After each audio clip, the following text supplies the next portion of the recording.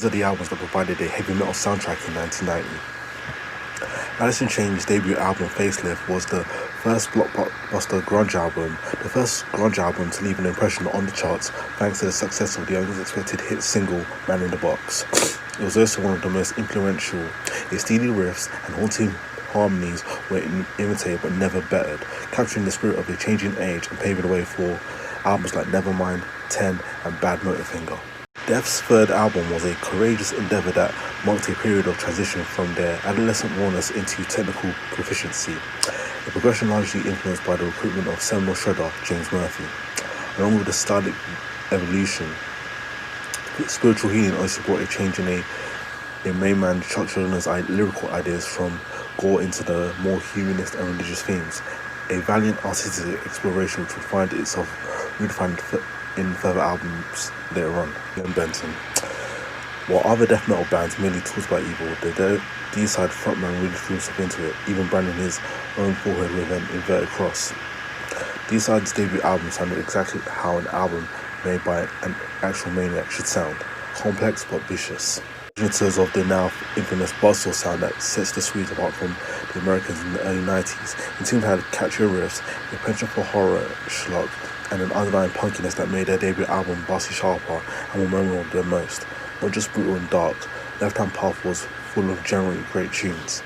The end of Rob Halford's first period as Judas Priest frontman arrived shortly after the release of one of their greatest albums. Painkiller rips from start to finish and single-handedly redefined the sound of traditional heavy metal in the process. There are literally hundreds of bands out there playing this exact same sound, but no one will ever top the original. And that title track, holy cow. Magical happened when core Megadeth duo Dave Mustaine and David Ellefson joined forces with guitarist Marty Friedman and drummer Nick Menza.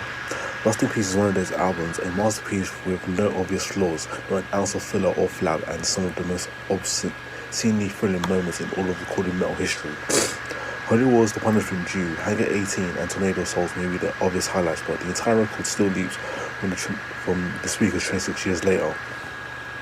Sounding supremely arrogant and startlingly powerful, but beyond its hallowed contents, Rust in Peace is a seminal work because of its completely upgraded metal sonic vocabulary, heroically raised levels of precision, technicality, and compositional sauce, and kickstarting the 90s with a sustained blast of immaculate, state-of-the-art savagery that continues to send shockwaves through the metal world today. Not content with mastering punk, rock, and thrash metal, Suicidal Tendencies' ethos of anything goes enabled them to be at the front of the queue when metal started dabbling in funkier waters, alongside the genre-bending likes of Faith No More, Red Hot Chili Peppers, and Living Colour. STE main man Mike Neal and co slapped a bass into the mix for the 1990s hugely successful Lights Camera Revolution and delivered one of funk metal's sharpest anthems in the shape of the evangelist baiting Send Me Your Money in the process. And the bass is driving that sound? None other than future Metallica four-stringer Rob Trujillo. The last studio album for drummer Dave Lombardo until 2006, and while it offered a discernible change in the direction from what had gone before, Slayer's strength of vision was clear on Death Skin Mask and War Assemble. Many believed that Seasons in the Abyss was the sound of a band stuck in a rut. However, this was actually a band in a groove, knowing precisely what they should be doing and how to deliver it. Warfare is a recurring theme of Slayer songs, and Hollow Point, Expendable Youth, and the opening Blitzkrieg War Assemble all resonated powerfully at the time when US forces were engaged in the first Gulf War, equally morbid were Dead Skin Mask and the title track, although the latter had some diehard fans try and sell out, even though nobody would actually say that to the likes of Kerry King directly. At the time when some were saying thrash was dead, Slayer was still brimming with ideas.